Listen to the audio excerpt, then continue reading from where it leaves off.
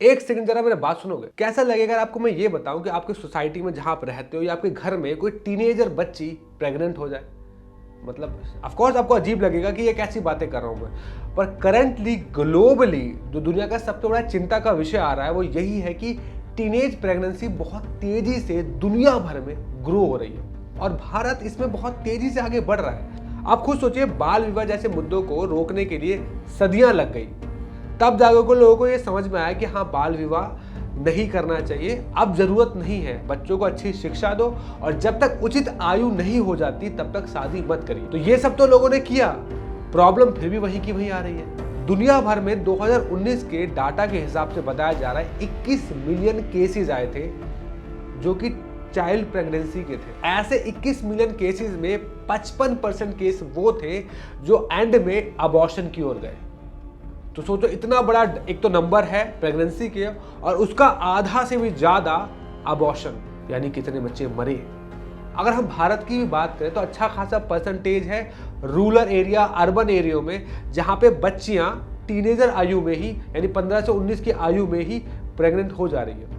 और बताया जाता है 2018 का डाटा है यूनाइटेड नेशन का, भारत में 50% अबॉर्शन के केसेस उन लड़कियों को आए थे जो अभी नाबालिग हैं या जिनकी शादी ही नहीं हुई। अब आप खुद सोच के देखिए, ये जो 21 मिलियन केसेस आए थे, इसमें अगर 55% अबॉर्शन की ओर गए, यानी लगभग 1 करोड़ 10-20 लाख बच्चे 2019 में अबॉर्शन की वजह से मारे गए। और जो छोटी बच्चियां बच्चे को जन्म भी देती हैं या अबॉर्शन भी कराती हैं, वो भी ऐसा नहीं है कि अबॉर्शन के बाद सब खत्म, बंच ऑफ बीमारियों से गुजरती हैं। अगर बच्चा पैदा हो जाता है तो ऐसे केसेस में देखा जा रहा है कि वो छोटे छोटे बच्चे या तो अर्ली पैदा हो जा रहे हैं, या अगर पैदा हो भी रहे हैं तो वेट बहुत कम है, माताओं को बंच ऑफ इन्फेक्शन हो जा रहा है और ऐसी कई डिसीज जो शायद मैं प्रोनाउंस भी नहीं कर पाऊँ।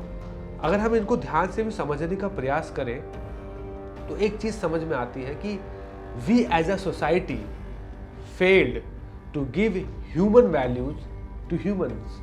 अब बहुत सारे लोग ये कहेंगे सही बात है, कलयुग आ रहा है, अब तो कल की अवतार आ जाए, यही सोल्यूशन सब दिख रहा है, बर्बाद हो गया, धर्म खत्म हो रहा है, फलाना ढमकाना, ऐसे सब बोलोगे। But believe me bro, believe me, ये जो सब्जेक्ट है ना, सब इतना बोलने वाला नहीं है। ये एज अ सोसाइटी कंसर्न का विषय है, क्योंकि बहुत सारी लाइफ और बहुत सारी फैमिली, बहुत सारे बच्चे इसका बहुत बड़े पैमाने पे शिकार हो रहे हैं। यू नेवर नो आपके घर तक कब ये बात आ जाए। तो ये सब्जेक्ट है डिस्कस का, समझने का, और सोसाइटी को लेके इस पे काम करना चाहिए। अब खुद समझिए ना कि स्कूल में इन सब चीज़ों पे ठीक से बात नहीं हो रही। जो सेक्स एजुकेशन नाम का सब्जेक्ट भी है ना, तो उसको कोई एनीवे भी नहीं सीरियसली समझा रहा है ना सिखा रहा है। अगर पेरेंट्स की बात आए, वो कहते हैं कि हमने स्कूल भेजा है, फीस दे तो रहे हैं, अब क्या करें। तो बच्चों को पता नहीं है, जब उनकी आयु बढ़ रही है, उनके हार्मोन्स वगैरह चेंज हो रहे हैं, माइंड चेंज हो रहा है, नई चीज़ें डेवलप हो रही है, अट्रैक्शन बढ़ रहा है। जिनके साथ बचपन में खेला करते थे, अब वो जब वो बड़े हो रहे हैं तो उनको देखते समय अलग से चेतना आ रही है, अलग से चीज़ें माइंड में आ रही है। इन सबके साथ करना क्या है, how to deal with it, no idea. Parents बता नहीं रहे, टीचर समझा नहीं रहे। तो फिर क्या होता है, फिर आता है सिनेमा। और ये सिनेमा क्या करता है, ये सिनेमा कहता है अगर वो मेरी सबसे अच्छी दोस्त है तो प्यार है। यही चल रहा है, शाहरुख खान, प्यार, मोहब्बत। और ये लव को इतने ग्लैमर तरीके से दिखाते हैं, इतने ग्लैमर तरीके से दिखाते हैं कि जब बच्चे उसको देखते हैं तो उनको लगता है यही तो चाहिए था मुझे चाहिए था कोई मुझे प्यार करे इसी तरीके से, मुझे कोई अटेंशन दे इसी तरीके से। और वो कहीं ना कहीं एक ट्रैप में फंसते चले जाते हैं। और उसका होता क्या है, जिस तरीके से मूवी में दिखाया जाता है कि प्यार, दोस्ती हुई, प्यार हुआ और फिर एंड में बेड पे दोनों लेटे हुए, तो उनको लगता है कि जो सेक्स है ये यही तो प्यार का कंक्लूजन है, रोमांस का मतलब ही यही है, रोमांस तो एंड ही यही होता है। तो वो भी इसी ट्रैप पे जाते हैं। पर मूवी में उसके बाद नहीं दिखाया जाता है उसके बाद क्या होगा। उसके बाद आता है रियलिटी। 21 मिलियन बच्चे अबॉर्शन का शिकार हो जाते हैं। ना जाने कितनी गर्ल्स इस सब के चक्कर में उनके शरीर खराब हो जाता है, कॉन्फिडेंस खत्म हो जाता है, न जाने कितनी बीमारियां ले बैठती हैं। अमेरिका में पुराने ज़माने में जब सिगरेट आई थी तो लड़के ने पीना स्टार्ट किया था, तो उनको वो चाहिए था कि उनकी ऑडियंस बढ़े, तो वो चाहते थे गर्ल्स भी पिए। तो बड़ी बड़ी कंपनीज ने क्या किया, बड़े बड़े मॉडल्स, इन्फ्लुएंसर्स को, एक्टर्स को हायर किया, बड़े बड़े इवेंट्स किए जहां पे जब एक्टर्स आती थी ना तो उनके हाथ में सिगरेट होती थी और उस सिगरेट को इस तरीके से दुनिया के सामने दिखाया गया कि ये तो बोल्डनेस का प्रतीक है, पावर का, हम किसी से कम नहीं है। और हुआ क्या, जो ऑडियंस थी उन्होंने भी स्टार्ट किया, खासकर बच्चों ने, क्योंकि वो सबसे जल्दी अट्रैक्ट हो जाते हैं और फिर एडिक्टेड भी।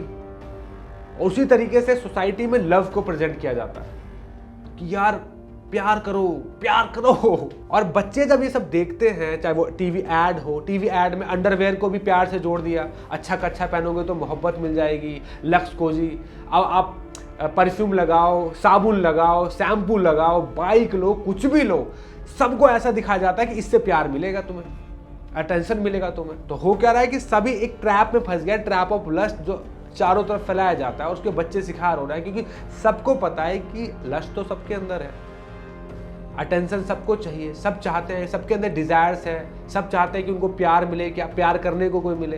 तो इसी का फायदा उठा के इसी को ऐसे सेट किया जाता है, दिन भर दिखाया जाता है कि सबको लगता है कि मुझे भी चाहिए, खासकर बच्चों को, और वो इस ट्रैप में फंसते चले जाते हैं। जैसे जबान के स्वाद के लिए पहले से ही हम जानवर मार के खा रहे हैं, आप संभोग के स्वाद के लिए कितने अबॉर्शन करके बच्चे मारे जा रहे हैं।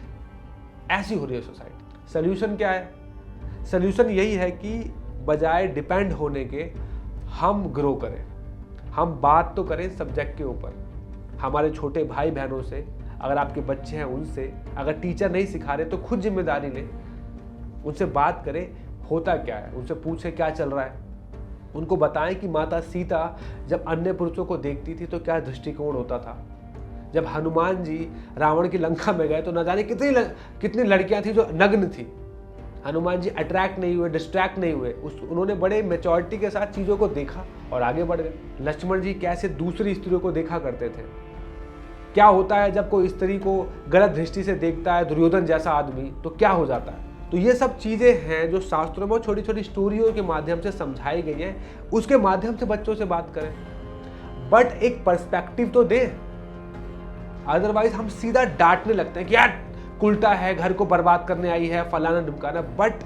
रिस्पॉन्सिबिलिटी के साथ उसको एजुकेट नहीं कर रहे हैं। पर ये एक ऐसा एजुकेशन है जो हमें खुद ही अपने बच्चों को प्रोवाइड करना पड़ेगा। आपके छोटे भाई बहन है तो अगर आप बड़े हैं तो पहले खुद को एजुकेट कीजिए, खुद को मैच्योर कीजिए और अपने बच्चों को आगे चल के दीजिए। अगर आप जिम्मेदारी नहीं ले सकते तो आप रेडी हो जाइए, आपके घर में भी एक केस आ सकता है। मैं भी इन सबको समझ पाया जब मैं भी संस्थाओं से जुड़ा, जहाँ गीता क्लासेस होते थे, रामायण पढ़ाई जाती थी, और पढ़ते पढ़ते हमें खुद पता नहीं चला कि हमें भी चीज़ें समझ आने लगी कि अच्छा अगर मेरे मन में ये सब चल रहा है तो उस समय एग्जैक्टली मुझे क्या करना चाहिए। हर थॉट पे अटेंशन नहीं देना है, उसको रिजेक्ट भी कर देना है। रिजेक्ट करने के लिए पेशेंस चाहिए, तो कैसे करना है, क्या करना है, कैसे धैर्य डेवलप करना है, ये एक सब्जेक्ट है जो अपने जीवन में डालना चाहिए। दैट इज़ कॉल्ड अध्यात्म ज्ञान। आपको वीडियो पसंद आई होगी तो प्लीज़ लाइक करके कमेंट करके बताइएगा आप मेरी बात से कितना एग्री करते हैं। साथ ही साथ चैनल पे नए आए तो सब्सक्राइब कीजिएगा, वीडियो को शेयर कीजिएगा, अपने स्टेटस पे लगाइए, स्टोरी पे लगाइए, इंस्टाग्राम पे लगाइए, व्हाट्सएप पे लगाइए। बाकी आप हमें डोनेट करके सपोर्ट भी कर सकते हैं, बिकॉज आपका डोनेशन जितनी बार आता है उतनी बार हम जैसे लोगों को मनोबल मिलता है कुछ अच्छा बनाने के लिए। हरे कृष्ण।